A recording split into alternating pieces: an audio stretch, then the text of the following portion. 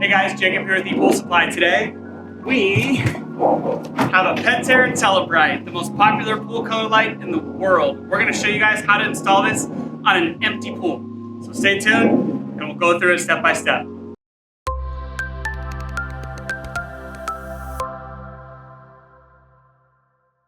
right guys, and we're back. So Pentair Intellibrite, we've got a real old, I think it's a Stay-Rite or a Amerilite. We're gonna swap this thing out with. It's an 8-inch light, 8-inch Intellibrite. So this is a 120 volt light, replacing a 120 volt light. There's 12 volt options out there, but we're gonna do the big boy today. So what we're gonna be doing is open this up, show you what's inside, and we're gonna get started. So first things first, let's open it.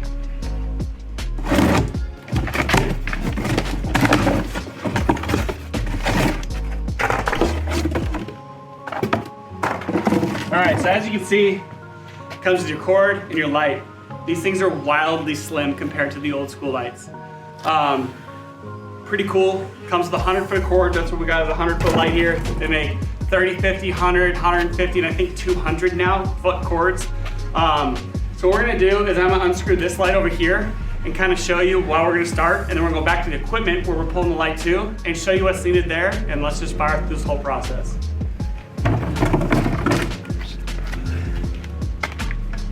So this light just has a Phillips screw, and it's really old. So be careful when you're doing it.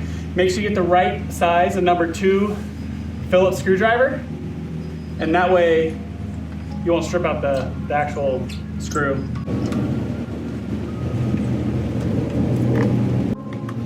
All right, so I took out this light. This is called a light niche. So this is what actually the light goes into. Again, very first step, let's run over, let's turn the power off. All right, first things first, what we wanna do is make sure our pool light breaker is turned off. Now we turn it off, now we can work on that controller. So let's go ahead and do that. All right, so now that we turn the power off, we got our light. So this light has a solid cord that goes all the way back to the J-box, your pool equipment. So what I'm gonna do is I'm literally just gonna leave this light as is, and we're gonna go back there, take a look, tie on some string, and pull this old light out. So let's head over there. All right guys, so here, we're at a junction box back by the equipment. You see this little black box right here? This is usually a pool light junction box. This one's made by American Products, which is now, as you know it, as Pentair Pool Products. So what I'm gonna do is take this lid off and show you what the wiring looks like inside.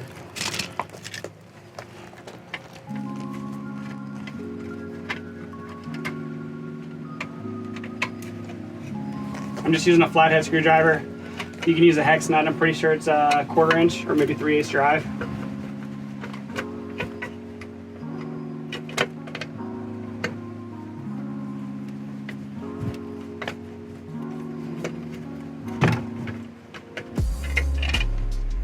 All right, so as you can see, there's gonna be 3 wire nuts in here. You're gonna have a neutral, you have your hots, and there's no wire nut in this particular one for the ground, so it's actually grounded straight to the actual J-box itself. Some of the newer J-boxes are plastic only, so they have to wire nut everything together.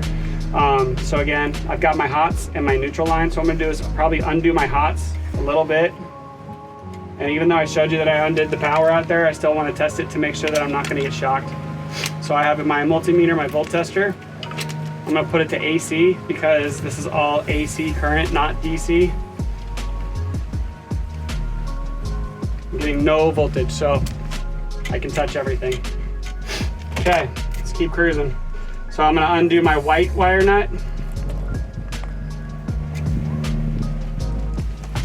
And then I'm gonna undo, so the brass going down the middle, these flexible lines are usually your pool light.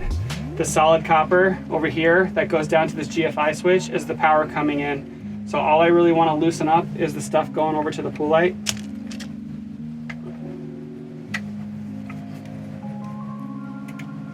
Any clips like this, you're gonna wanna cut them off. And then the next step, pull string, okay? You guys always wanna use pull string. Don't ever pull a light through with a light cord because they kink up real easy and you're gonna get 2 cords stuck rather than 1 cord stuck. So what we're gonna do is push these wires off to the side, and if it makes you feel better, just to make sure nobody turns on power back there while I'm working on here, throw the wire nuts on the live wires if you have to. but I personally have control of this box, so I'm not going to. So I'm gonna tie a nice little knot with this pull string and make sure it doesn't come loose, because I have a feeling the fact that I left the pool light hanging in the pool like that, it's probably gonna pull it through a little bit the second I loosen this connector. So there's a tension ring on here, held together by 2 Phillips heads. So I'm gonna take these out, probably just loosen them up, to be honest with you.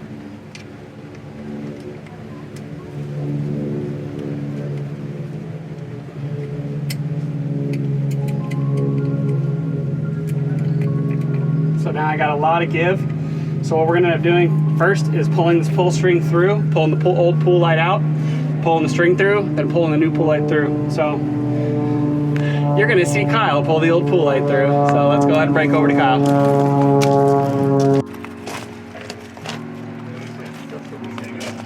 Not yet.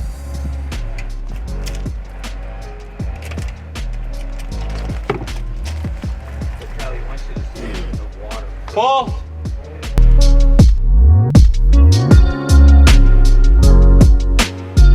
Yeah, I got string. Okay.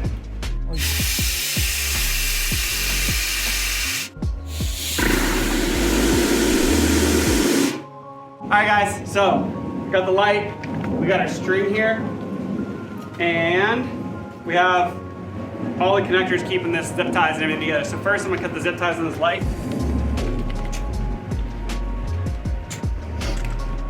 Take the zip ties off. It's always good to keep your light inside the box. That way when this thing kind of falls around, drags around, you don't mess up your light. That's what a lot of us do in the industry, is just kind of keep it in there until you're ready to pop it in the wall. So what I'm gonna do now is, one of our Pentair reps are standing on by and he wanted me to tell you to make sure this light cord is perfectly straight. So a little shout out to one of our Pentair crews over here, our very good looking full set of hair, Scott. So let me pull it out straight. Say hi, Scott. All right, so I only needed really a 30-foot run maybe, so I'm gonna cut a little bit of cord off and then strip it back. So what I'm gonna do is I'm gonna strip this back, pull all this stuff back. There's different methods that everybody likes to do themselves. Some people like to tie on to the fiber that's inside of here. I am not the biggest fan of doing that, especially when it's wet, especially if the pool's full, because this stuff will get wet and then slide right off of your knot that you're about to tie. So what I do is I cut all the wires off, including that stuff, and just leave the ground floating. So I'll tie everything onto the ground because the copper's pretty dang strong. So what I have now, string, wire, and electrical tape. So what I'm gonna do is tie a pretty good knot on these, and always test your knot before you start pulling, because the worst thing that you could do is have this thing come undone inside the wall or underground. So when that happens, you gotta go get yourself fish tape. Lots of videos out there on how to use fish tape. It's an electrician's tool. What you do is you jam it down that end. It's a big old rod, and that way you kind of do what we did with the string, but it's a way harder version to do. So now what I do is I give it a good pull, make sure it can't come undone. Take it and kind of make your loop go backwards towards the cord, pinch tight, so that way it's all pretty much one uniform, I don't know, size, so it doesn't kink up or get caught inside that hole.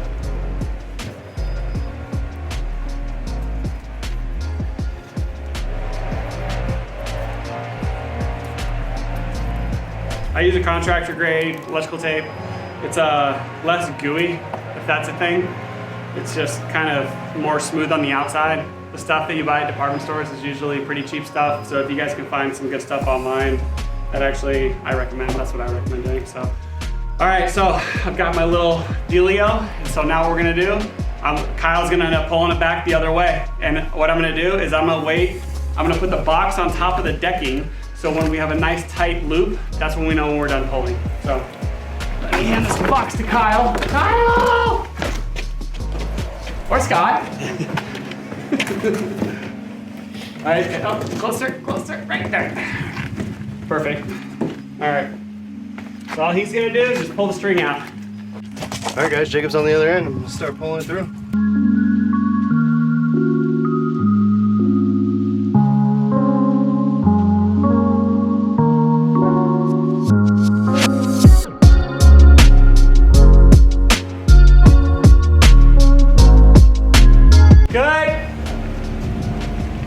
All right, so now that we're there, what we can do now is actually install this pool light into the side of the wall. Now that we know that's the perfect size to still service on top of the deck if we ever need something to service on top of the deck. So I'm gonna grab this light back.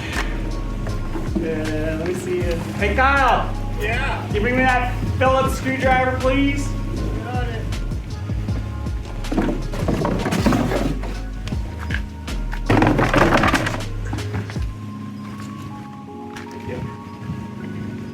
So what I'm gonna do first is take off the cord and just kind of curl it back. This light niche is pretty deep, so you can kind of just, it's so much easier to do this when the pool is empty like we're doing it now, because you can kind of see everything you're doing. If you're doing this with the pool water full, we always recommend you to do it deck side or something. I mean, you can get in with some like goggles maybe, but this is so much easier when the pool's empty. So there's a little notch in the bottom here that a little flange sits on, so that way it kind of locks itself into place, and then you line your screw holes up. Hard to see. There you go.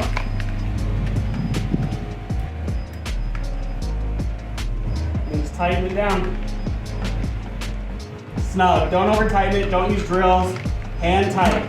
Most everything in this pool industry is hand tight, so please be careful. Now we have a little bit of play still, so maybe one more. We're solid. So this is inside the wall. Let's go wire this thing up. All right, so we're back here. We got all of our cord, extra cord. Obviously we got way too long of a cord for this one, so obviously we're gonna cut a lot. So the first things first, we wanna tighten down these two screws holding this flange back together. That way we don't get a lot of give. So I'm gonna tighten this thing down. Phillips, again, hand tight.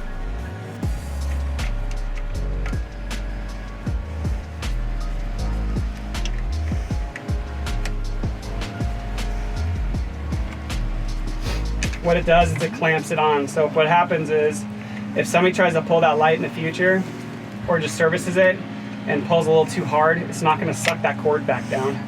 So then next, what we're gonna do is, I like to give myself a little room to play with. We cut this thing off. And then I'm gonna trim around my jacket.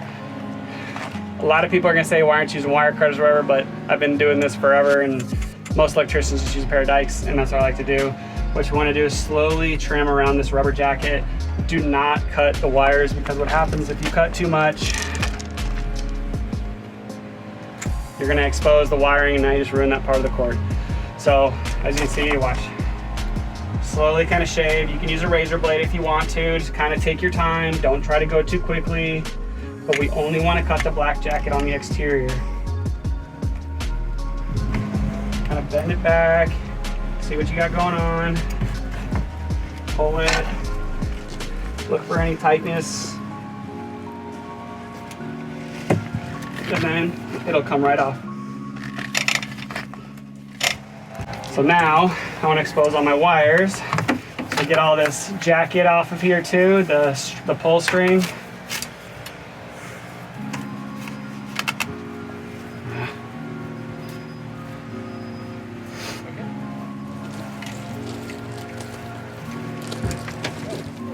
All right, so I got my pull string now. I'm gonna trim that off. So now I've got are my 3 wires. So now I'm confident I can cut the length.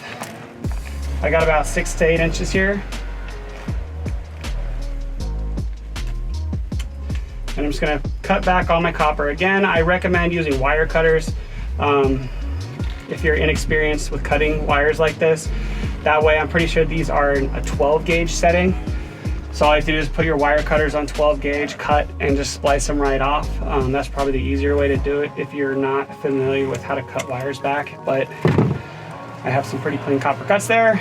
So what I'm gonna do now is you twist. Twist it real nice and tight on all of these terminals. So that way the wire nut has something to grab onto. So what I'm gonna do now is I'm gonna always hook my ground up first. I'm a very big believer of that, just in case someone wants to turn some power on somewhere. So create a little U out of your copper and thread it on to that nut that's in there.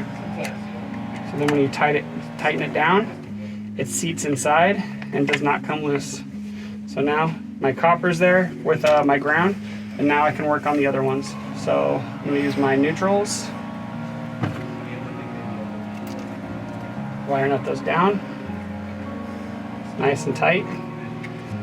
Pretty much what happens when you tighten them, the wires start to spin like you can see. Those are tight. So now I'm gonna go to the next one. That's too much copper sticking out of there. You don't ever want copper sticking out of your wire nut, so I'm gonna trim it back a little bit.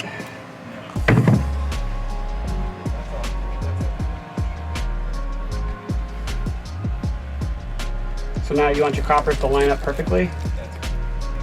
And twist them on. So tighten it until it starts to turn, and now you're good. You've successfully wired up your Pentair Intellibrite pool light.